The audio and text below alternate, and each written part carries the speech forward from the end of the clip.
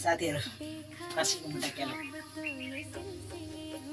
खसीको मुन्टा केला म सिकाउँछु ल काट्नु पर्नेहरूले यो मोटो मोटो फाल्दैन क्या यो के अरे यो मोटो मोटो खाँदैन कि नभाँचिनेहरू उनीहरूलाई चाहिँ यो छ नि यो बाक्लो झिक्नुपर्छ कि बाक्लो बाक्लो आउँछ है यो यस्तो गरेको भात नि अनि बेसरी थिचेर बाक्लो बोक्रा निकाल्ने कि यस्ता निकाल्ने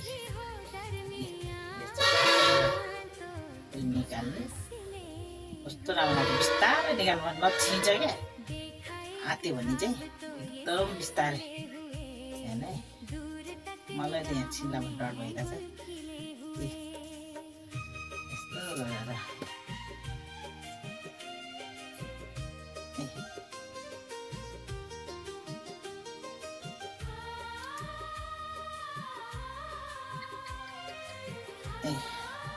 यहाँ त कति बाक्लो छ है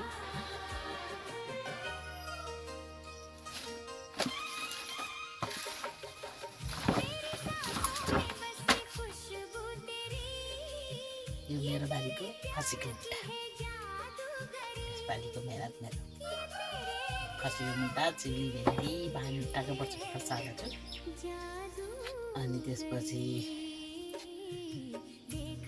सिमीहरू छ बोडी लाप्छु बोडी कोही यता यत्रो भयो कोही भर्खर हिँड्छ भर्खर लाछु यो असारी बोडी चाहिँ असारको लगाएपछि अब कातिकमा खाना पाइन्छ अरे खुर्सानीहरू कोही पाक्दैछ कोही हरियै छ कोही भर्खर लाछु कोही भर्खर बेरेर राखेको छु ताल तालको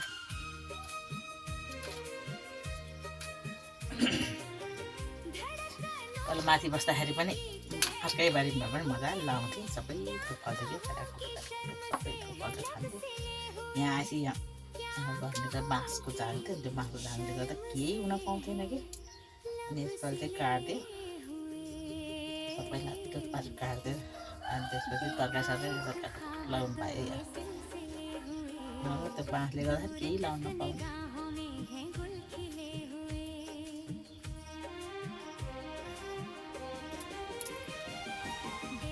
काठमाडौँ बस्ने मान्छेहरूले खसी मुन्टाहरू चलाउन नजान्ने कि फाल्ने पहिला पहिला म काठमाडौँ हुँदाखेरि मलाई नै आउँदैन थियो मैले फाल्थेँ है मजाले यो बाक्लो बोक्रा क्या यो मजाले यस्तो गरेर बाक्लो गरेर निकाल्यो भने चाहिँ छिप्पिएको पनि कलिलै हुँदो रहेछ कि जत्रो जत्रो डाँडो पनि खान पाउने रहेछ जान्नेलाई चाहिँ सजिलो छ है नजान्नेलाई चाहिँ स्याहार त्यहाँनिर आउँछ अनि त्यो त्यहाँनिर आएपछि चाहिँ अनि त्यो छिपेको चाहिँ रहने कि झ्याक्क परेर अनि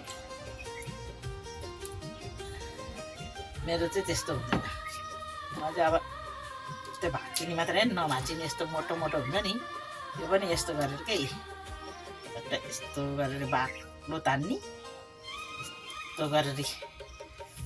यस्तो गरेर तान्नु पर्दो रहेछ कि यो आउँदो रहेछ नसा ससा सबै यसरी आउँदो रहेछ क्या यसरी तानेपछि खुट्टा फालेपछि जत्रो भने कलिले हुँदो रहेछ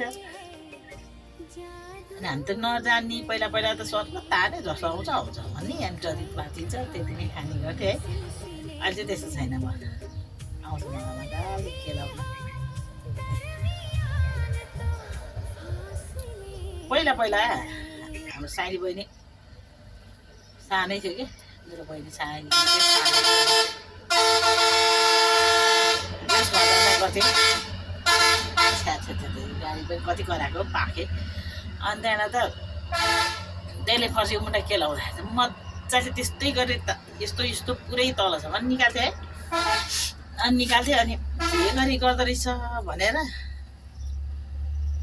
सोच्थ्यो कि हामीले चाहिँ अनि त्यसैलाई लाउँथ्यो तल आउँदो रहेछ घर भनेर त्यसैलाई लाउँदै हामीले होइन त्यसले गर्थ्यो सबै काम अनि हामीलाई चाहिँ नआउने हामी त मसिनो त्यहाँनिर तानेर बस्ने कि सर्क भाँच्ने सर्क तान्ने जति आउँछ कि यस्तो क्या अब यो खसी मुन्टा भयो अनि हामीले चाहिँ यसरी भाँचेर यसरी तान्दिने कि यसरी तान्दिने जस्तो आउँछ अनि त्यहाँबाट त यो साह्रो भएर यस्तो कामै नलाग्ने अब यो के काम होइन। अनि त्यो बाक्लो तान्दियो भने चाहिँ अनि यस्तो गरेर त्यो बोक्रा बाक्लो गरेर यो मिलाएर यस्तो तान्दियो भने चाहिँ कलिलो हुने रहेछ है।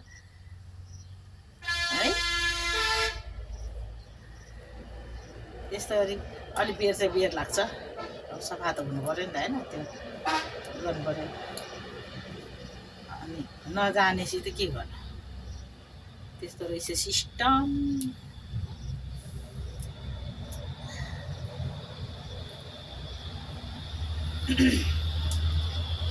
घाँटी कति कसकसा छ, रुगाखुकी लाग्न होला, घाँटी क्याक्क भइरहेछ। अझै जति मोटो ल्याए पनि लामो ल्याए नि चट्ट लाएर यो यस्तो गऱ्यो, चट्ट लाएर यस्तो बाक्लो नै बोक्रा के। ए कस्तो राम्रै बाक्लो आउँछ यो बोक्रा,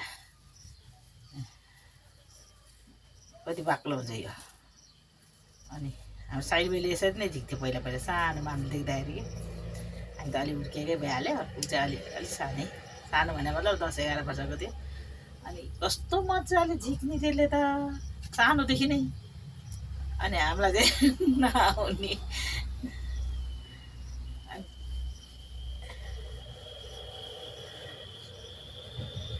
त्यसले सिकाउँदै यसो गर्नु भन्थ्यो, के यसो न उसो, हामी त गर्दैन थियो। आउँदैन भन्दै सिध्यो।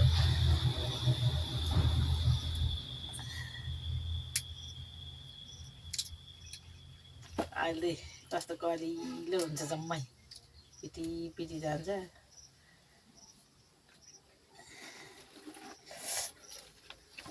आउँदैन भनेपछि गर्न नपर्ने, कति सजिलो बहाना।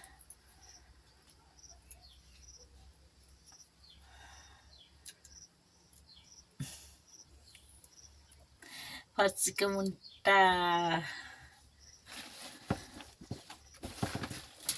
ए यात्रा छ। यो डाँठ जम्मै म कलिलो बनाइदिन्छु।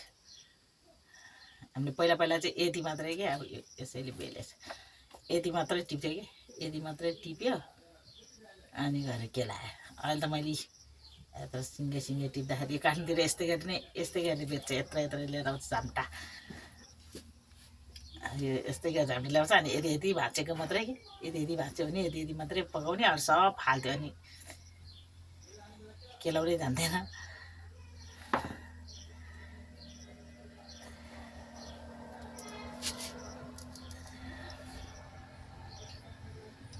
मेरो साग रेडी भयो, अब पकाउँछु म मजाले। साग पकाएर चाहिँ देखाउनु पाउँदिनँ। अब यहाँ गाडङगुडुङ गर्छु कि है, लाइन जाला भनेर। यहाँ पानी परेको क्या बाहिर बेच्दै। अहिले पानी कत्रो आइरह, अहिलेसम्म घाम लागिरहेको थियो, अहिले पानी आइछ, त्यही भएर। ल थ्याङ्क यू सबैजनालाई, धन्यवाद मेरो भिडियो हेरिदिनु भएकोमा पुरा। ल राख्छु हस्, अर्कोपल्ट फेरि यस्तै भिडियोहरू बनाउँछु, म लिएर आउँछु। काम छैन, यही भिडियो बनाउनु बस्ने त हो नि।